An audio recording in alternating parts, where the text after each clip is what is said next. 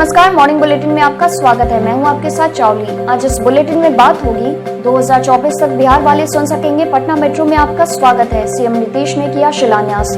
बिहार में 28 सितंबर से खुलेंगे सभी स्कूल, सरकार ने जारी की गाइडलाइन। पटना हाईकोर्ट ने बिहार में शिक्षकों की नियुक्ति पर लगी रोक को हटाने से किया इनकार। समाजवादी पार्टी बिहार विधानसभा चुनाव में आरजेडी के उम्मीदवारों का समर्थन करेगी। आखिर में भारत के इलाकों को नेपाल का बताने वाली किताब पर नेपाली सरकार ने लगाई रोक।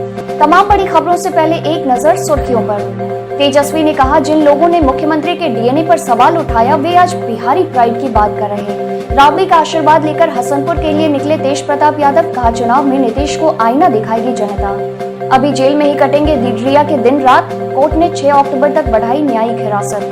बेतिया जेल में संदिग्ध परिस्थिति में कैदी की मौत, जमकर हंगामा। और सुर्खियों के बाद अब बात करेंगे आज की सबसे बड़ी खबर की। मुख्यमंत्री नीतीश कुमार ने वीडियो कॉन्फ्रेंसिंग के जरिए पटना मेट्रो रेल परियोजना का कार्यारंभ किया। शिलान्यास के मौके पर बताया गया कि यह प्रोजेक्ट 2024 तक पूरा हो जाएगा।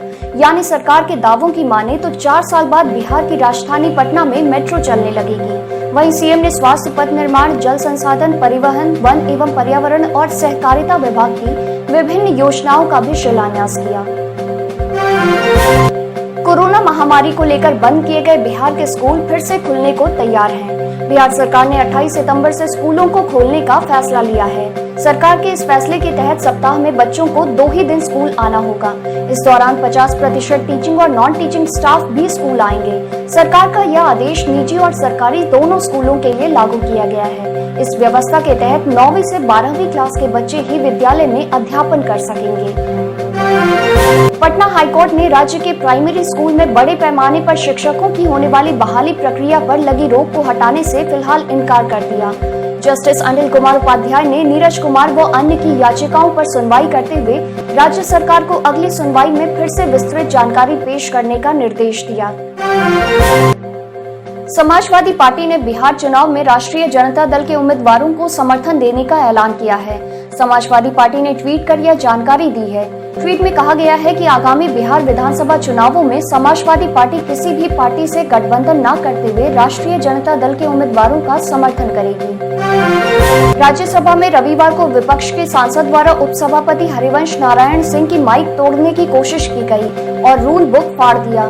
इसके बाद बीजेपी और जदयू के नेताओं ने बिहारी प्राइड को लेकर बयान दिए। वहीं मंगलवार को राजद नेता तेजस्वी यादव ने इस मुद्दे पर जदयू को प्रधानमंत्री नरेंद्र मोदी द्वारा पिछले चुनाव में उठाए गए नीतीश कुमार के डीएनए पर सवाल की याद दिला दी। राजद अध्यक्ष लालू प्रसाद के बड़े बेटे तेज प्रताप चुनाव मैदान में उतरने के लिए कमर कस चुके हैं। मंगलवार को वे 10 सर्कुलर रोड पहुंचे और मां राबड़ी देवी का आशीर्वाद लिया। राबड़ी ने तेज प्रताप को चुनाव में जीत का आशीर्वाद दिया। इसके बाद वे हसनपुर के लिए रवाना हो गए। तेज प्रताप ने कहा, जिस तरह नीतीश को चिराग आईना दिखा रहे हैं, ठीक उसी तरह जनता भी नीतीश को आईना दिखाएगी। सुशांत सिंह राजपूत की मौत से जुड़े ड्रग्स मामले में गिरफ्तार रिया चक्रवर्ती को अभी जेल में ही रहना होगा। स्पेशल एनडीपीएस कोर्ट ने रिया चक्रवर्ती की न्यायिक हिरासत की अवधि 6 अक्टूबर तक बढ़ा दी है। वहीं जमानत के लिए रिया चक्रवर्ती और उनके भाई शौविक चक्रवर्ती ने बॉम्बे हाई कोर्ट का दरवाजा खटखटाया है, जिस पर 23 सितंबर को सुनवाई होगी। यूपी और बिहार के बीच सफर करने वाले यात्रियों के लिए अच्छी खबर है। यूपी रोडवेज और बिहार परिवहन मिलकर दोनों राज्यों के बीच बसें चलाने जा रही हैं। यूपी से 69 तो बिहार से 97 बसों का संचालन होगा।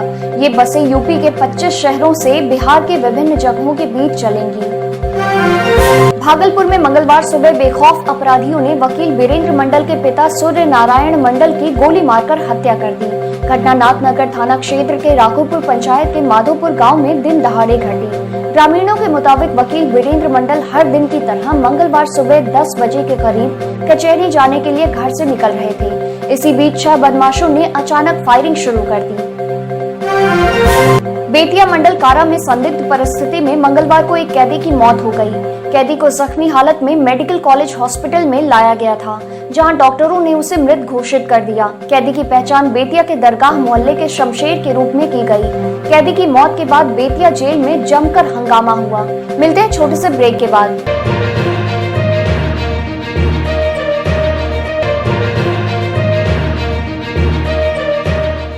मॉर्निंग बुलेटिन में फिर से आपका स्वागत है। अब देश दुनिया पर एक नजर। संसद के दोनों सदनों से पारित हो चुके किसानों से संबंधित 3 बिलों पर विपक्ष का विरोध जारी है। राज्यसभा से बचे हुए सत्र तक के लिए निलंबित किए गए 8 सांसदों का समर्थन और बिलों को वापस लेने की मांग करते हुए विपक्ष ने मंगलवार को लोकसभा का बहिष्कार किया। इससे पहले उन्होंने राज्यसभा का भी बहिष्कार किया था।